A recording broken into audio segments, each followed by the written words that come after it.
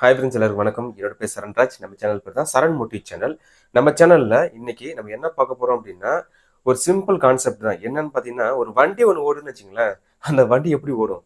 Petrol வேணும், oil வேணும், அதுக்குண்டான சர்வீஸ் வேணும், ஓகேவா? அந்த வண்டி கண்டிஷனாக தான் ஓடும். அதுமாரி ஒவ்வொரு நாளும் பெட்ரோல் காலியாச்சுன்னா என்ன பண்ணுவோம்? பெட்ரோல் போடுவோம்.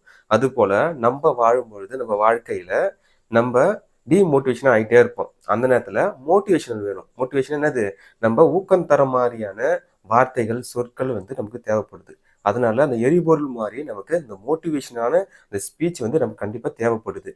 நம்ம ஒரு 10 மோட்டிவேஷனான ஸ்பீச் தான் பார்க்க போகிறோம். அதாவது ஒரு 10 ஒரு பழமொழிகள் வச்சுக்கோங்களேன். இந்த 10 பழமொழிகள் நம்ம வாழ்க்கையில நம்ம பயன்படுத்திக்க போகிறோம். அதை பற்றி நம்ம தெரிஞ்சுக்க போகிறோம். பாதையை தேடாத, நீ உருவாக்கு. இது நிறைய பேர் சொல்லியிருப்பாங்க. இருந்தாலும் அதில் ஒரு பாயிண்ட் கண்டிப்பாக இருக்குது. அது உண்மை தானே. மற்றவங்களாம் ஒவ்வொரு பாதையில் போயிட்டு இருப்பாங்க. நம்மளுக்கு பாதையே இல்லாத மாதிரி இருக்கும். அவன் போன பாதை நம்ம பின்னாடி போவோம். கடைசியில் அவன் பாதை அவன் போயிட்டு இருப்பான். ஆனால் நமக்கு அந்த பாதையே செட் ஆகாது. அதனால நமக்கு உண்டான பாதையை நம்ம தான் தேர்ந்தெடுத்து நம்ம அந்த பாதையில் போக வேண்டியதுதான். ஓகேவா? ஃபஸ்ட்டு நமக்கான பாதையை நம்ம தான் தேர்ந்தெடுக்கணும். ஓகேவா? மற்றவங்க போகிறாங்கன்னா அந்த வழியில் நம்ம போக முடியாது. நமக்கு உண்டான பாதையை நம்ம தான் உண்டாக்கணும். ஓகேவா? பாதையை தேடாத, பாதையை உண்டாக்கு. இது ஃபஸ்ட்டு. இன்று, ஓகேவா, இன்னைக்கு நாள் எப்படியோ கஷ்டமா இருந்திருக்கலாம், எப்படி வேணா இருந்திருக்கலாம், ஓகேவா? நாளை கண்டிப்பா மாறும் அப்படின்னு சொல்லிட்டு நம்ம நம்பணும், ஓகேவா? இன்று நாள் எப்படியோ நாளை கண்டிப்பாக மாறும். செடி ஒன்று வளருதுன்னு வச்சுங்களேன். அந்த செடி வளர்றதுக்கு வெப்பம், மழை, பனி இதெல்லாம் தாங்கிட்டு தான் அந்த செடி வளரும். அது போல தான் நம்ம வாழ்க்கையில நமக்கு கஷ்டம், துன்பம், துயரம் நிறைய வரும். அதெல்லாம் தாங்கி தான் நம்ம அடுத்த கட்டத்துக்கு போகணும், ஓகேவா? ஐயோ மழை வந்துச்சு, ஐயோ நம்ம கஷ்டம் வந்துச்சு அப்படின்னு சொல்லிட்டு அந்த செடி ரொம்ப கஷ்டப்பட்டுச்சு அடுப்பு போச்சுன்னா செடி வீணாயிடும்.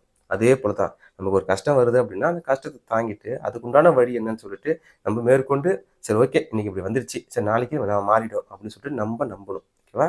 அடுத்த கட்டத்தை நம்ம போகணும், ஓகேவா? அதே இடத்துல உட்காராம அடுத்தடுத்த இடத்துக்கு நம்ம போகணும். பாதை நம்ம கடினமாக இருந்துச்சுங்க, நம்ம அந்த இடத்துல நின்றுடக்கூடாது.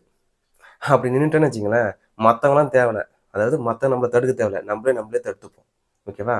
பாதை கடினம் என்று நின்று விடாதே, ஓகேவா? அப்படி நின்றுட்டா அப்படின்னா மற்றவங்க உன்னை தடுக்கிறதுக்கு ஆளே வேணாம், நீயே உன்னையே தடுத்துக்க வேண்டியதுதான், ஓகே? நிழல் போல சிரமமும் நம்ம கூடியே தான் வரும், ஓகேவா? அதுக்காக நம்ம நின்று விடக்கூடாது.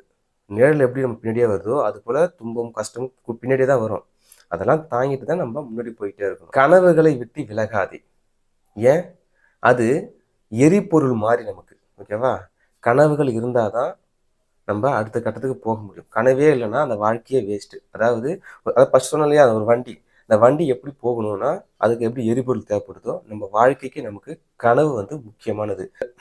கனவு காணுங்கள் அப்படின்னு சொல்லிட்டு அப்துல் கலாம் ஐயா சொன்ன மாதிரி நம்ம உயர்ந்த கனவு நம்ம காணணும். வாழ்க்கைக்கு நமக்கு அது ஒரு எரிபொருள் மாதிரி. வாழ்க்கை என்பது ஊஞ்சல் ஆடுற மாதிரி கிடையாது. ஈஸியாக அப்படி அப்படியே ஆடிட்டு வந்துடுது.